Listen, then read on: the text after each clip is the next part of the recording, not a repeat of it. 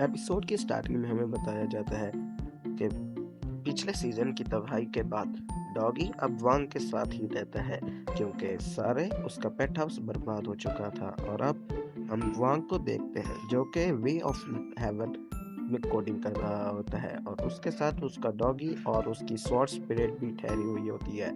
Sword spirit कहती है कि तुम यहाँ से दूर हो जाओ और वांग को काम करने दो। तो डॉगी भी वहाँ से दूर हो जाता है और वो दोनों आपस में बातें करने लगते हैं। तभी वांग बताता है कि ये स्कोरिंग अभी होने ही वाली है। तभी हम देखते हैं कि वो उसे कुछ बता रहा होता है। हमें एक छोटा सा टॉय भी दिखाया जाता है। तभी वो उस टॉय के ऊपर टैप करता है और उसको कोडिंग सक्सेसफुल करने के लिए कहता है। वो टॉय उसको स्कैन करता है और कहता है कि कोडिंग सक्सेसफुल हो चुकी है। दरअसल ये टॉय वे ऑफ हेवन है और ये बहुत ही पुरानी स्वॉर्डशिप की स्किल है। दरअसल वो ये कोडिंग अपनी पावर्स को छुपाने के लिए कर रहा था। हम उसको देखते हैं कि वो ड्राई नूडल्स खा रहा होता है और उसके बाद सुन का मैसेज आता है। दरअसल सुन इस स्टोरी की मेन लीड है और आप ये पुराने एपिसोड इसके जाकर दूसरे यूट्यूब पर देख सकते हैं।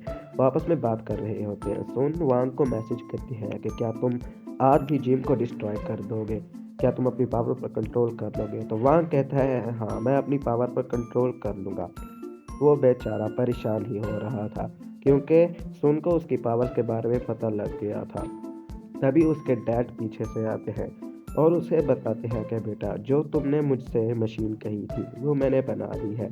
इस मशीन से जो भी कुछ थोड़ी देर तक हुआ होता है उसको ये भुला देती है। तभी वो उसका यूज़ करते हैं और वो खुद ही ये बात भूल जाते हैं कि उन्होंने वांग को ये बात बताई थी।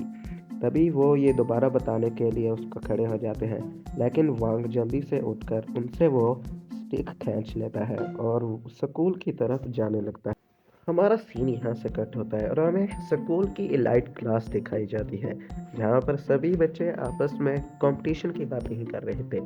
हमें वहाँ पर वांग के पुराने दोस्त चैन और गुओ को भी दिखाया जाता है जो कि दोबारा से कंपटीशन की बातें कर रहे थे। वहाँ पर टीचर आती हैं और उन्हें बड़ी अफसोसनाक खबर देती है और कहती है कि मुझे बड़ी अफसोस से कहना पड़ रहा है कि आज का टेस्ट वो टीचर नहीं लेंगे जो कि पहले लेने वाले थे। दरअसल उनकी तबीयत खराब है।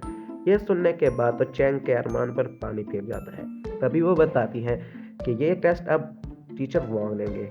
हमारा वोंग नहीं बल्कि टीचर जो कि मोटे से टीचर वोंग है, वो ये टेस्ट लेने वाले हैं। दरअसल गाइस आपको ना मेरी आवाज़ थोड़ी सी खराब आ रही है, तो मेरी तबीयत ख़राब है तो इसको इग्नोर करना। हमें अभी यहाँ पर स्टेडियम का सीन दिखाया जाता है जहाँ पर सारे बच्चे प्रैक्टिस कर रहे होते हैं, जिनकी प्रैक्टिस करने की वजह से उनकी मैजिकल पावर्स भी हमें दिखाई जाती हैं। तभी हमें वोंग और उसके साथियों को दिखाया जाता है जो कि आपस में गप्पे मार रहे होते हैं। वो आपस में बातें कर रहे होते हैं और बता रहे होते हैं कि पिछले बार कैसे यहाँ पर डीमन ने हमला किया था और वांग ने उसको कैसे भगाया था। हमें यहाँ पर टीचर्स दिखाए जाते हैं जो कि आग के गोले के साथ यहाँ पर एंटर होते हैं। वो उनको एक पिक्चर्स दिखाते हैं जो कि वे ऑफ हेवन स्वॉर्डमैन थे।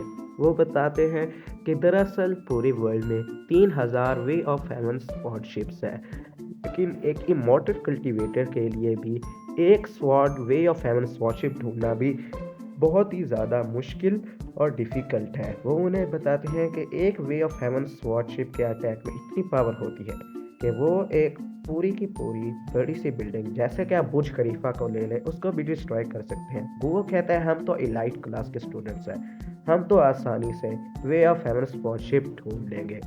तभी हमें एक बुक दिखाई जाती है जिसके ऊपर देखकर बच्चे काफ़ी ज़्यादा हैरान होते हैं और कहते हैं ये तो फ्रैक्शन 60 का सीक्रेट ट्रेजर है और हमारा फ्रैक्शन तो इतना गरीब है कि ये इसको अफोर्ड नहीं कर सकता, और ये बुक यहाँ पर क्या कर रही है। तभी हमें नेमलेस बुक के बारे में गुओ को बात करते हुए दिखाए जाते हैं। वो बता रहा होता है कि इससे हम अपनी स्वॉर्डशिप लेवल चेक कर सकते हैं और इसके ये सुनने के बाद तो टीचर वांग भी बहुत ज़्यादा खुश हो जाते हैं। वो जाते हैं उस बुक के ऊपर हाथ रखते हैं, अपनी स्पिरिचुअल पावर को इकट्ठा करके उस बुक के अंदर डालते हैं। वो इंस्ट्रक्शंस बता रहे थे।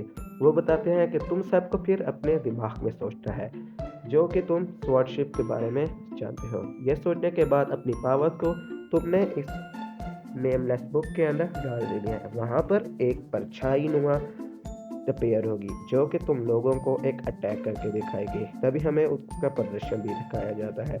ये सब दिखाने के बाद टीचर वापस आ जाते हैं और हमें वहाँ पर एक मोटा सा लड़का दिखाया जाता है जो कि जोश के साथ आगे जा रहा होता है।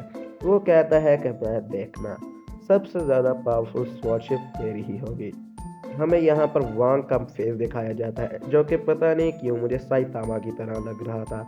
इधर हमें वो टॉय दिखाया जाता है जिसको वांग मना रहा होता है कि तुम मेरी पावर्स को सप्रेस कर देना और मेरी मदद करना। वो टॉय नखरे कर रहा होता है लेकिन वांग तभी उसको ड्राई नूडल्स का पैकेट देता है जिसको देखने के बाद तो वो तुरंत ही मान जाता है। अब पता नहीं क्या खास बात है इस ड्राई नूडल्स में। कहीं पे तुम लोगों को दिखे तो मुझे टैग कर देना उसमें, और चैनल को तो लाइक, चैनल को नहीं सब्सक्राइब करना चैनल को।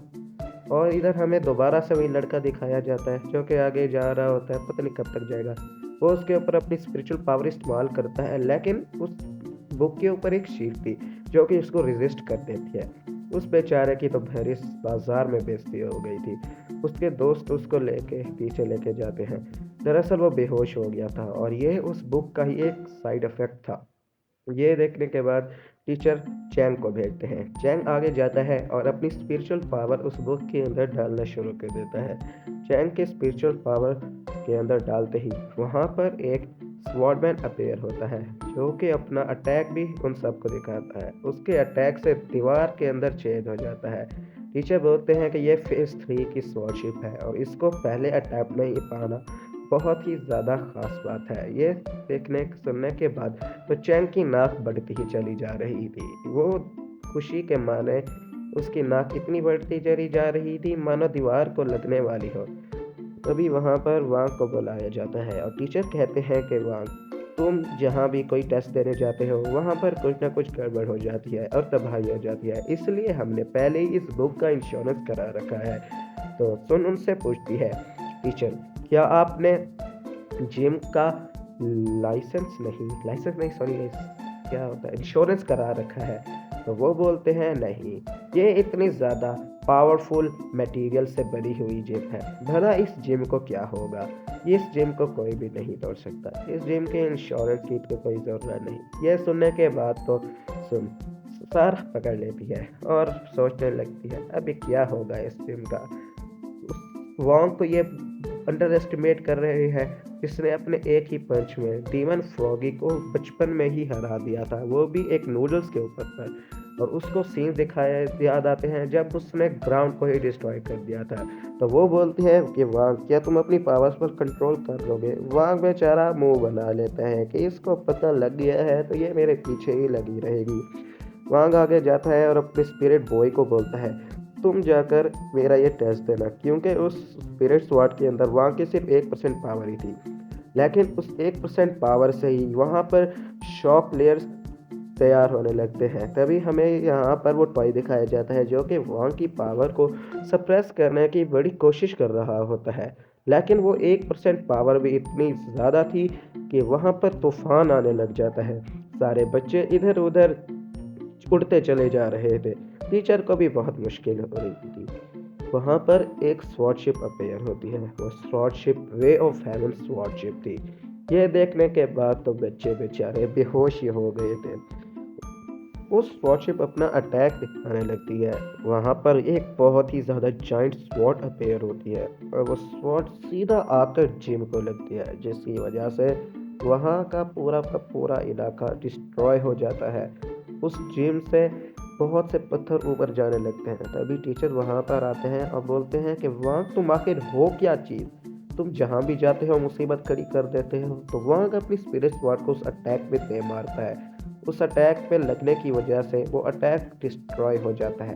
तभी वांग रिस्टोरेशन मैजिक आर्ट का यूज़ करता है और सारी की सारी जगह को पहले जैसा बना देता है। सभी बच्चे होश में आते हैं। इधर सुन वांग को बोलती है कि वांग तुम्हें कुछ हुआ तो नहीं। वो भाग के आती है और वांग से उसकी खैरियत पूछने लगती है। तभी वांग अपने पापा की दी हुई डिवाइस का इस्तेमाल करता है, जो डिवाइस उसको उसके पापा ने दी थी ऐसे सिचुएशंस के लिए। उस डिवाइस का यूज़ करते ही वहाँ पर सब लोग भूल जाते हैं कि यहाँ पर कुछ हुआ भी था। लेकिन उसकी फ्लैश की वजह से सुन बेचारी बेहोश हो जाती है, जिसके ऊपर टीचर उसको कहते हैं कि जल्दी से तुम इसको हॉस्पिटल ले जाओ। हमें यहाँ पर एक बूढ़ा सा आदमी एक केव के अंदर बैठा हुआ दिखाई देते हैं, जो कि उस स्वॉट अटैक को देख रहा था, और वो देखता है कि मैंने भी देखा, और वहाँ पर उसकी स्वॉट आती है और वो बोलता है मुझे नहीं लगता कि मेरे पास अब ज़्यादा टाइम है। तो गाइस ये एपिसोड यहीं पे एंड होता है, बाकी इंशाल्लाह नेक्स्ट एपिसोड में। चैनल को लाइक कर लेना। अबे यार सॉरी, अल्लाह हाफिज़।